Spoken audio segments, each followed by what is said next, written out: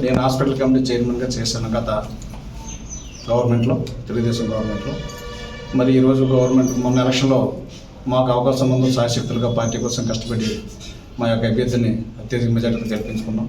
ఆ రోజు నుంచి ఈ రోజు వరకు కూడా మాకు ఏరేకున్నటువంటి పార్టీలో సరైనటువంటి గుర్తింపు కానీ గౌరవంగా లేదు. లేకపోవడం వల్ల మనోవేదన చెంది మనస్తాపన గురై ఈరోజు మేము పార్టీ క్రియాశీలక సభ్యత్వానికి పార్టీకి రాజీనామా చేస్తున్నాం. మరి మాలాంటి వాళ్ళు చాలామంది ఉన్నారు. వాళ్ళందరూ కూడా పార్టీలో వాళ్ళందరూ సైలెంట్గా ఏరేకున్నటువంటి గౌరవం గుర్తింపు లేకుండా ఉన్నారు. మరి మేము అవమానాలు తట్టుకోలేక మాకన్నా వెనకొచ్చిన వాళ్ళందరికీ ప్రయారిటీ ఇస్తూ వాళ్ళందరికీ సంస్థ స్థానం కల్పిస్తూ పార్టీ పెద్దలు వాళ్ళని గౌరవిస్తూ మమ్మల్ని అవమానపరుస్తున్నారు. కాబట్టి అవమానాలు భరించలేక ఆ యొక్క గుర్తింపు గౌరవం లేకపోవడం వల్ల మేము ఈరోజు పార్టీని వీడి బయటికి రావాల్సి వస్తుంది.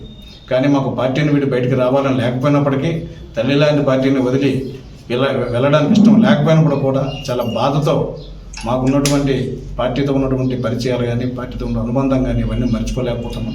ఈరోజు చాలా బాధపడుతూ పార్టీకి రాజీనామా చేస్తూ 89 నుంచి తెలుగుదేశం పార్టీలో ఉన్నాను. 94-95లో తెలుగు యువత అధ్యక్షులు కూడా గైద్నగర్ మండలానికి నేను చేశాను.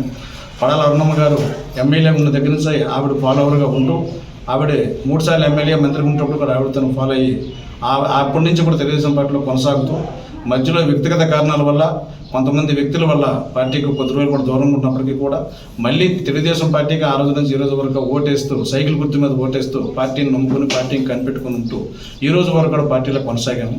మరి ఈ రకమైనటువంటి నిర్ణయం ఇంతవరకు మేము ఎప్పుడు తీసుకోలేదు.